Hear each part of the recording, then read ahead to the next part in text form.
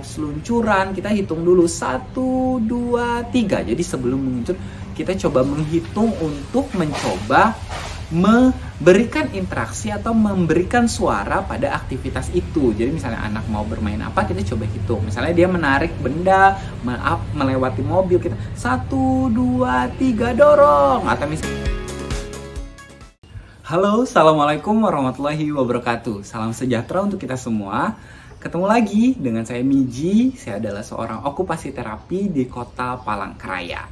Oke, nah terima kasih buat seluruh orang tua dan seluruh teman-teman yang sudah selalu menyaksikan video-video di channel YouTube ini. Saya ucapkan terima kasih banyak. Semoga video-video di sini terus bisa bermanfaat untuk kita semua dan bisa bermanfaat untuk orang-orang sekitar. Kalau misalnya mau share tentang video-video di channel YouTube ini, silahkan share, bisa ke Facebook, bisa ke WhatsApp, dan ke Instagram atau sosial media lainnya. Bisa silahkan di-share. Siapa tahu teman-teman atau orang terdekat kita bisa memerlukan atau menggunakan video-video ini untuk membantu orang-orang sekitarnya. Nah, seperti itu.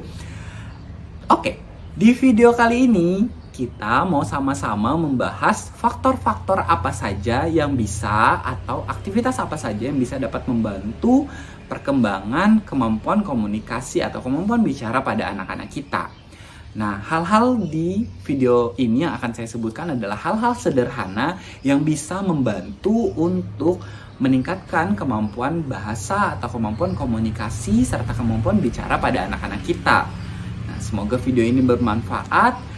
Pesan saya sekali lagi, saya tidak menggurui atau tidak mengajari teman-teman semua menjadi terapis atau apa. Tapi tujuan video-video ini dibentuk adalah untuk bagaimana kita bisa membantu percepatan atau penanganan anak-anak kita di rumah. Seperti itu. Langsung saja kita mulai videonya.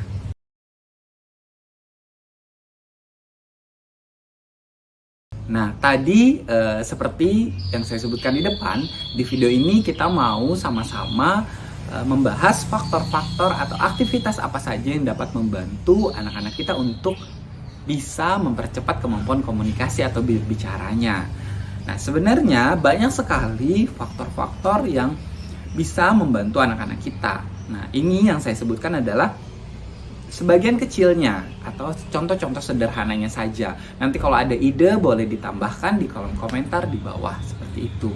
Nah, yang pertama adalah latihan untuk membaca atau melihat-lihat buku bersama-sama seperti itu. Jadi kalau misalnya anak kita belum bisa membaca, kita tidak mesti harus membaca katanya, tapi kita menceritakan apa yang ada di gambar itu. Misalnya kita melihat gambar awan, kita kasih tahu ini awan, ini mobil, ini motor, seperti itu. Jadi pelan-pelan kita membaca atau menceritakan objek-objek pada gambar tersebut supaya anak-anak bisa memahami, oh kalau misalnya disebutkan katanya ini, oh bentuknya tuh ini ya ternyata, oh ini gambarnya gitu. Jadi kita pakai objek gambar atau buku-buku sederhana yang bisa membantu anak kita untuk bisa memahami apa itu. Nah, yang kedua adalah membantu anak untuk mengeluarkan kata ma, pa, da, ba, sa.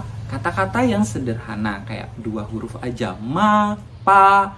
Dari situ kita membantu untuk mencoba dia membuka kemampuan mulutnya. Jadi ma, pa. Jadi kita mencoba untuk mengajari anak kata-kata sederhana itu, ma, pa, da, supaya dia nanti bisa merangkai menjadi mama, mapa, papa, seperti itu, baba. Nah, itu jadi dari kata ma dulu, mengulang kata ma, mengulang kata pa, seperti itu. Jadi kata-kata sederhana dulu. Selanjutnya adalah setelah tadi misalnya dia sudah bisa mengeluarkan kata mama. Nah, kita mencoba menambahkan kata di depannya. Misalnya tadi anak kita contohnya ya, misalnya sudah bisa mengeluarkan kata mama. Nah, kita kasih tahu ini mama. Misalnya dia bisa mengeluarkan kata makan. Kita tambahin aja mau makan. Jadi kita mencoba menambahkan kata yang sederhana atau kata singkat penyambung di depannya. Apabila anak kita sudah bisa mengeluarkan 1 kosakata atau 2 kosakata mama atau papa, seperti itu. Nah, selanjutnya, misalnya anak-anak kita belum mengeluarkan kata sama sekali, kita coba atau bermain menirukan suara-suara hewan, misalnya suara anjing, suara kucing, suara sapi, karena anak-anak suka sekali mendengar suara-suara sederhana itu. Jadi kita menirukan suara itu, suara kucing, suara sapi, suara anjing, suara ayam, kalau misalnya mau juga boleh seperti itu. Jadi mencoba menirukan suara-suara hewan pada aktivitas bermain bersama anak kita, seperti itu. Nah, selanjutnya adalah kita menghitung setiap apa yang dilihat anak. Misalnya dia lagi bermain mobil, kita hitung 1, 2, 3. Nah, misalnya dia bermain pasir, boleh hitungan masukannya. Atau dia mau seluncuran, kita hitung dulu 1, 2, 3. Jadi sebelum meluncur, kita coba menghitung untuk mencoba memberikan interaksi atau memberikan suara pada aktivitas itu. Jadi misalnya anak mau bermain apa, kita coba hitung. Misalnya dia menarik benda, melewati mobil, kita 1, 2, 3 dorong. Atau misalnya jumlahnya yang hitung, boleh. Memahami atau tidak apa-apa. Yang penting kita coba melabel suara itu untuk membantu interaksi dia terhadap kita, ada interaksinya, seperti itu. Nah, selanjutnya adalah kita menggunakan gestur tubuh yang maksimal untuk berkomunikasi bersama anak kita. Misalnya tadi kita menyuruh dia duduk, menyuruh kita bermain, ayo duduk, kita pakai tangan, atau ayo ke sini. Jadi kita menggunakan gestur atau kemampuan gerakan badan kita agar anak bisa memahami, oh disuruhnya tuh ini tuh, oh ini seperti ini, seperti itu. Jadi kita memaksimalkan kemampuan gerak tubuh kita untuk membantu berkomunikasi dengan anak kita, seperti itu.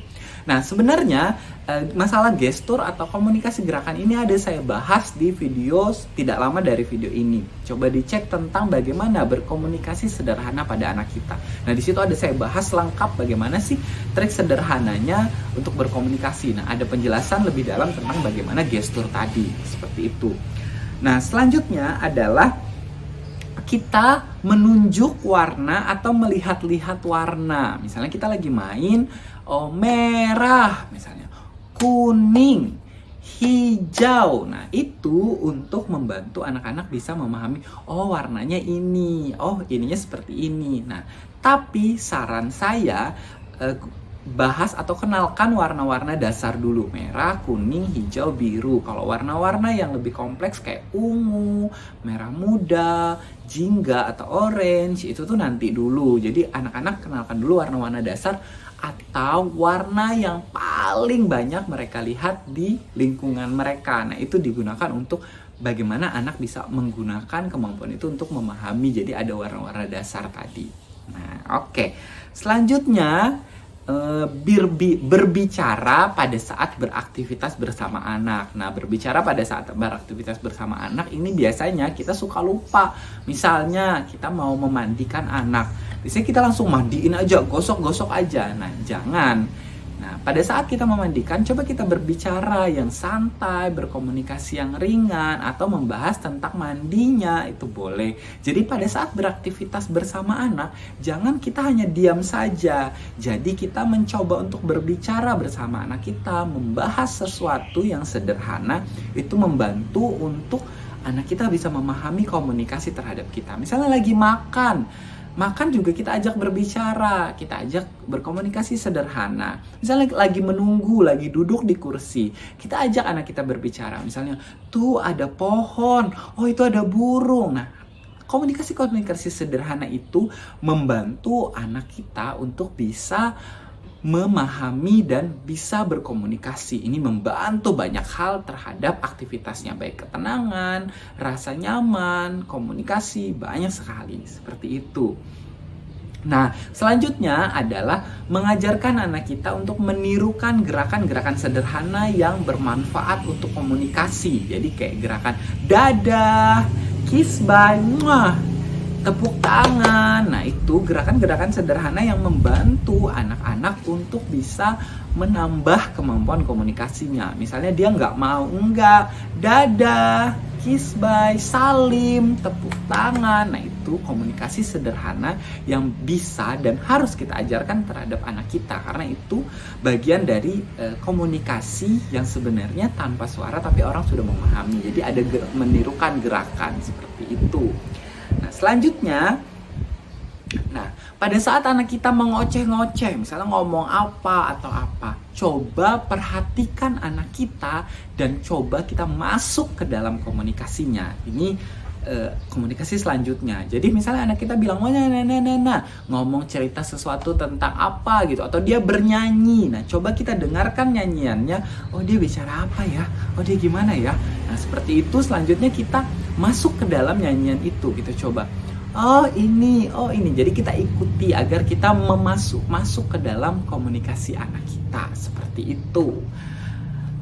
Mungkin itu tadi beberapa aktivitas sederhananya. Mohon maaf kalau ada salah-salah kata dan perbuatan. Kalau ada pertanyaan boleh di drop di kolom komentar di bawah. Kalau ada diskusi juga boleh, saya menunggu diskusinya. Boleh email saya. Saya tutup. Assalamualaikum warahmatullahi wabarakatuh. Semoga video ini bermanfaat untuk kita semua. Mohon maaf kalau ada salah-salah kata dan perbuatan. Bye-bye.